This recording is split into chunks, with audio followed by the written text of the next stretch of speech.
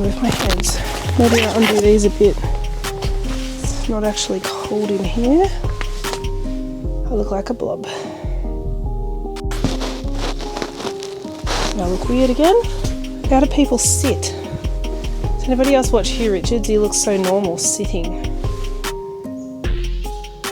And I can't put my arms on anything. Do I sit like this? Am I too far away? Probably the problem. Yeah, that's what I do. Oh my gosh. There's a koala in the garden. There's a koala in our garden. Look at it. Oh no, it's scared. It's going up the courage tree. That's not normally where they go.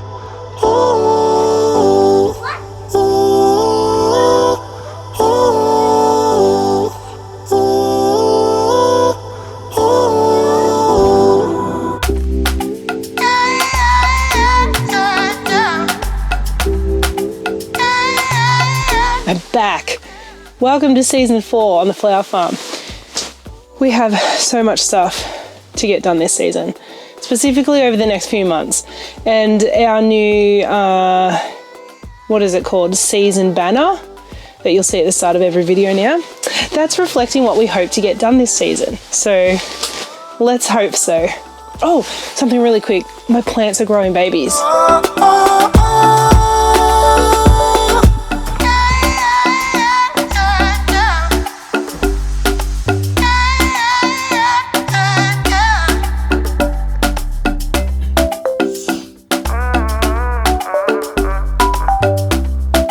Okay, now we're back.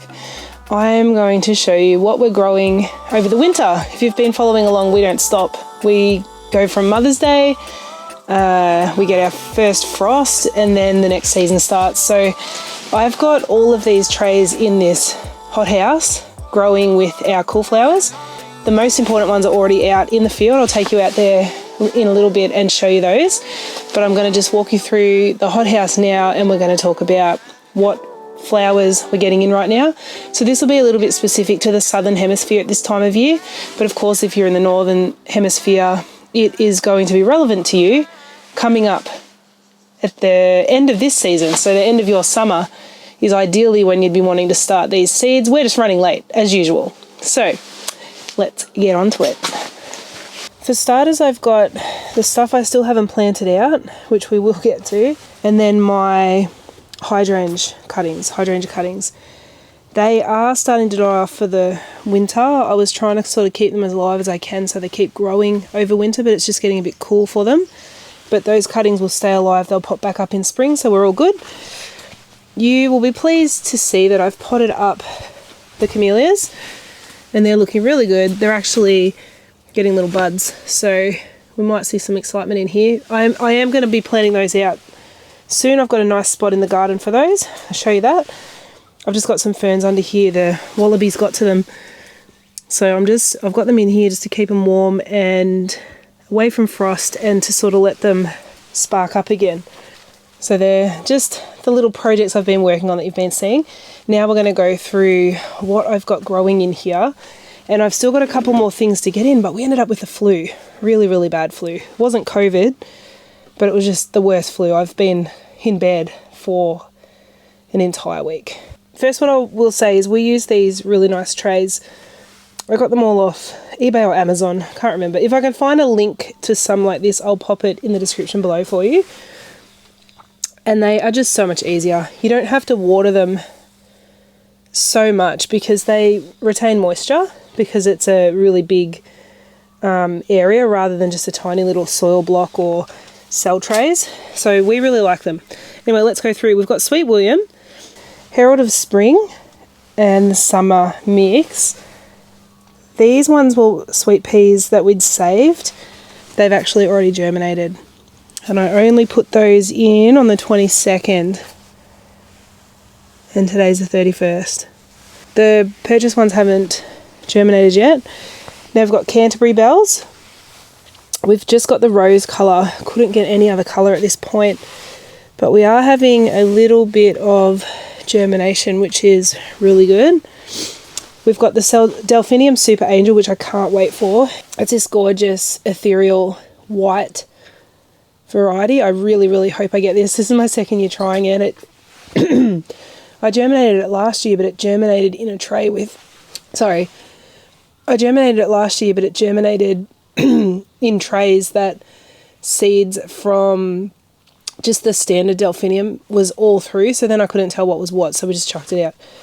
So I can't see anything germinating here yet, but I really hope. Then we've got the Delphinium Blue Jay, which is another really pretty one.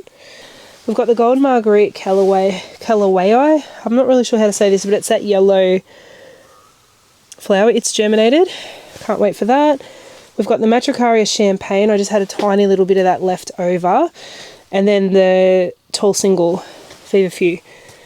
We've actually got, I think I forgot to show you, the Feverfew cuttings under there, which again is something I need to show you in an upcoming video, how we do most of our Feverfew nows by cuttings. It's just a much quicker way to get the plant established and to get a flower on it.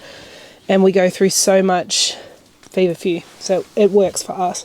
Start back down this side. These two trays are just obsolete. I'm just seeing what happens. I didn't pull them out of the trays, but these are marigolds that I planted late summer. I actually would really like to know if I could force them through winter. But anyway, here's that Feverfew Callaway. That's what it looks like when it's a bit more a bit more grown. It's ready to go out, that one.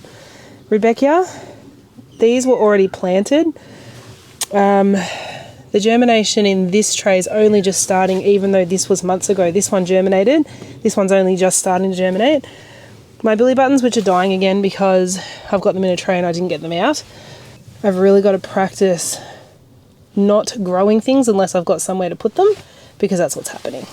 I'm growing a whole heap of hollyhocks, and these are from my neighbours, seeds from my neighbour, and foxgloves, because we're putting that perennial garden along the fence and I really want some stuff in there.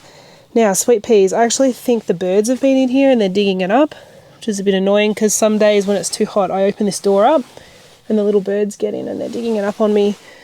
Some of you will be surprised to hear that I'm doing sweet peas, because some of you know that I'm allergic to them, but they're just so pretty.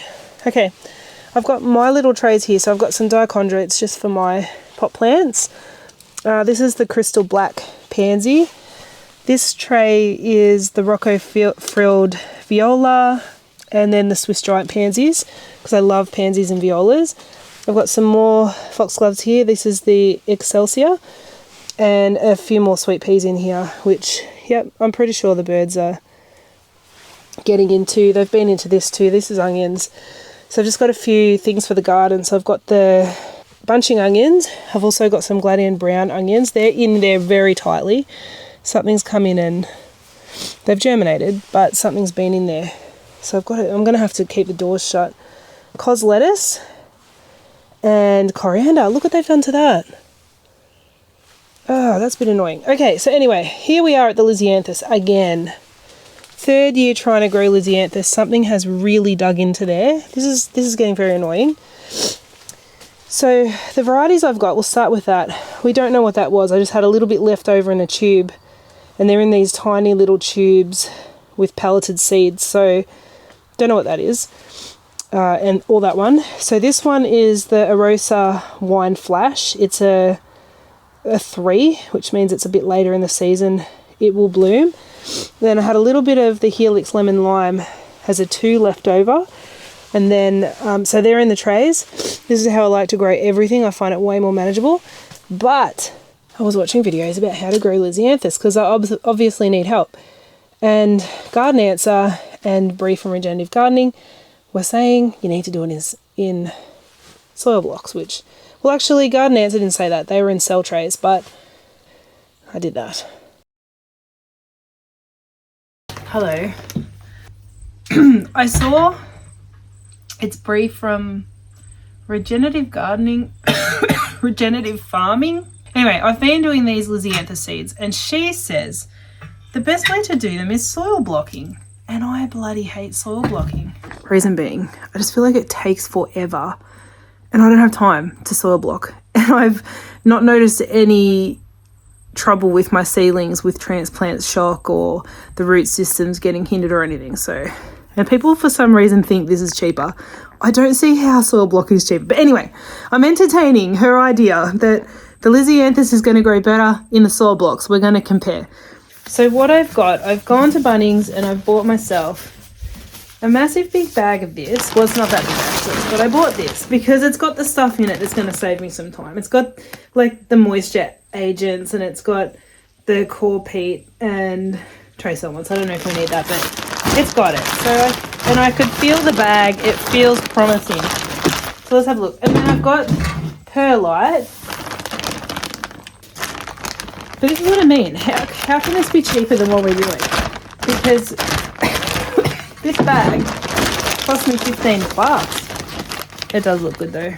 I feel like we've saved a few steps just by buying this. Look. We're almost there. There's all different recipes everywhere for soil blocking. Basically, I have chosen not to follow any of them because I've gone rogue.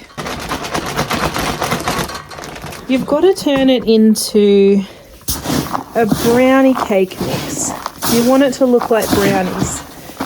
So that's what we're doing now. And I'm breaking... Oh, is perlite dust...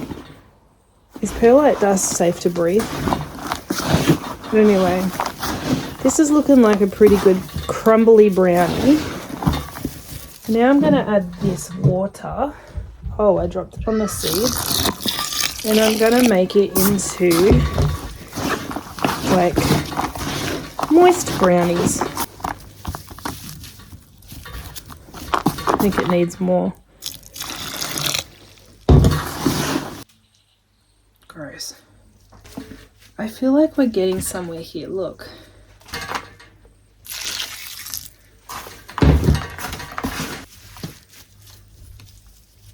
You know what? We're doing it. Excuse me, sir. We don't soil block, in case you haven't realised. Ooh, I don't know if this is going to go in there. Friends? No. Okay.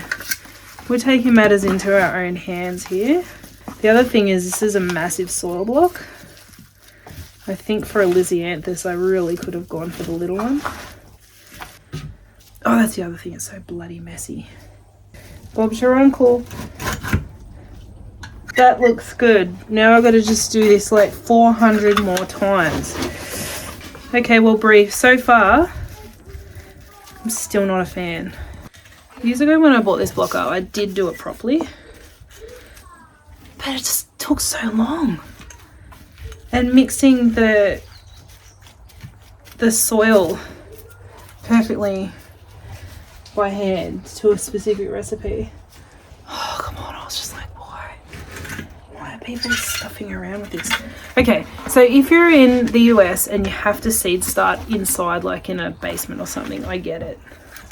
We have the luxury in Australia of not having to do that because our climate is, even in the winter, it's, you know, compared to you guys, it's not even that cold. And we typically have sunshine through the winter too. So we're really up to something now.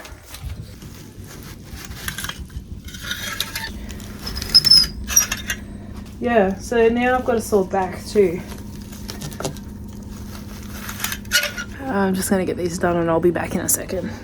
So that took ages, like the best part of an hour, to get 60 soil blocks done. Anyway, now we're going to put these lisianthus seed, and they're like the smallest seeds. They're also coated to make them a bit bigger so you can actually see what you're doing.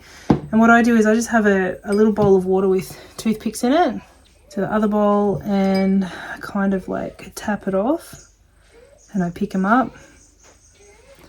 And I put them where they're meant to be. And it takes forever.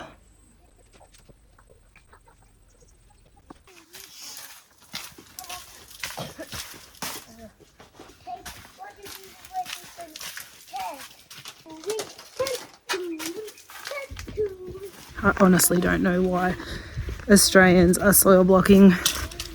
I don't get it. I get it for the parts of the world where it's really, really cold and dark for the winter, and the only chance of starting seeds early is to do it indoors under grow lights, because the other thing about soil blocks is the way you water them, you just pour water into the tray, so it's a very kind of clean way of watering as well. There's not a lot of, well, there's less chance of having leaks, and I need to go shut that other door. Less chance of leaks and spills in your house or basement or wherever you are. But is there anybody in Australia who actually needs to do that? Is my question. Every time I talk. What is he yelling at? Jamesy, who are you yelling at? Who are you yelling at? You people. Oh. Anyway, as I was saying, hopefully that's not too full on in the background. Prove me wrong in the comments. If you're an Australian and you are mad keen on soil blocking, tell us why, please, and I will share it in the next video. It also creates a lot of mess. Okay, we'll be back after that fiasco. And this is the finished product. And they're doing absolutely nothing. The pelleted shells haven't even disintegrated yet, whereas they have here. So I don't know, watch this space. I'm not a big fan of soil blocking. That's where I'm at with soil blocking. I know some of you love it, and I know there's like a cult out there that might come after me if I say too much more.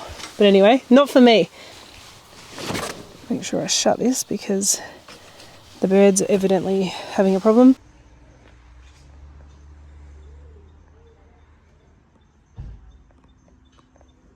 I've got a few little seeds left and we're going to try and experiment. So we've got, this is our third year trying lisianthus, right? So I can't really stand here and critique anybody else's methods because I don't even have my own. But what I'm doing, so I've got the intensively planted trays, I've got the soil blocks. Now I'm just going to sprinkle seeds directly into a random bed. It's got nigella in it. Nigella seeds being direct sown.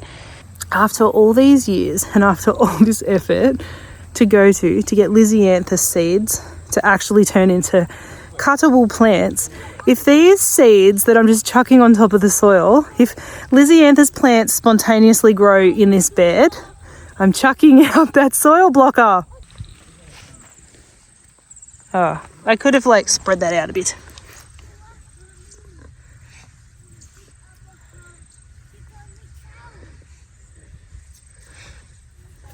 Okay, there's a patch there of lisianthus seeds in here. So now we shall wait for like 6 months to see which method works better. Stop! Stop? Stop right there? No. Okay, what are your plants? Oh, my carrots. Are they your carrots? We've got some lettuces and coriander out here hardening off, but they've been hardening off for over a week now because we all got sick and we couldn't do anything, so they're still there. We've just got to get them in the ground.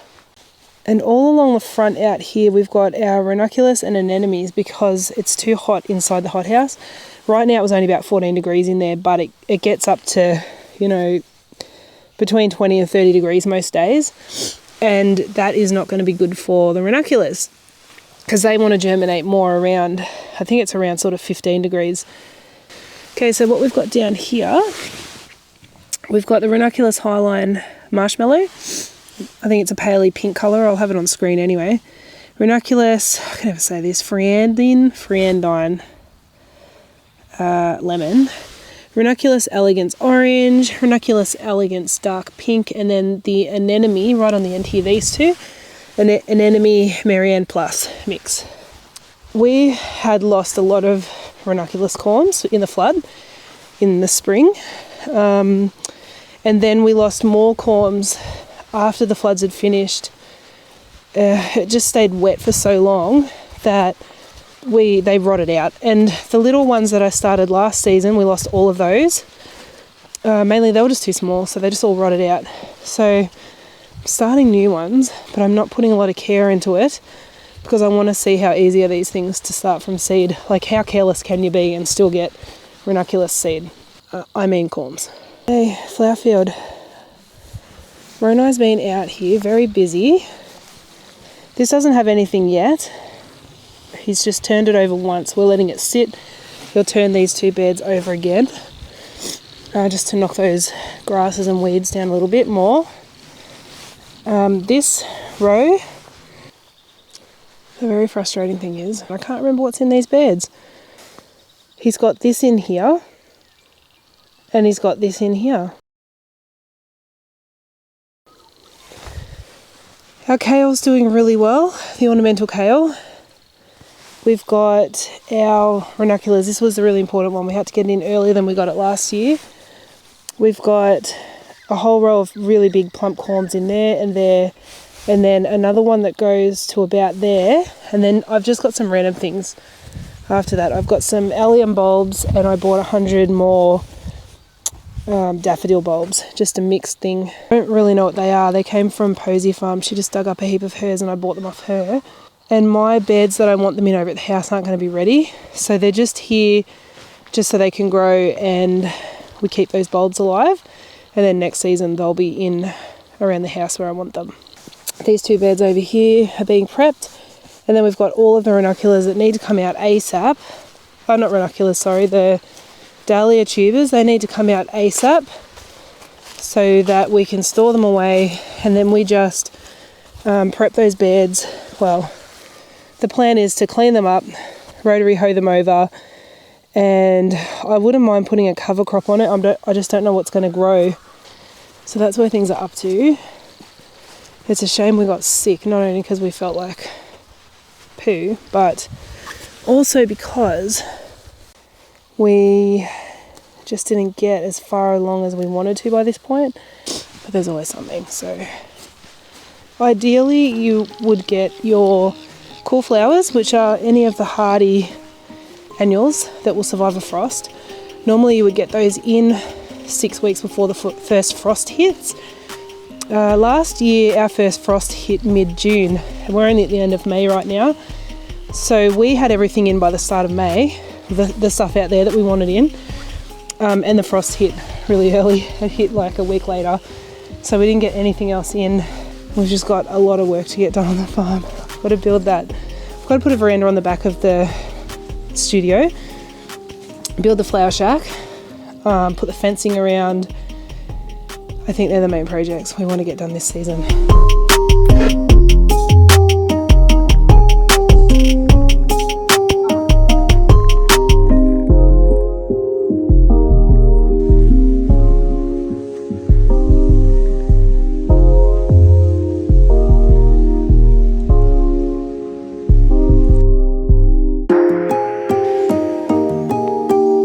I almost said good morning, brothers and sisters.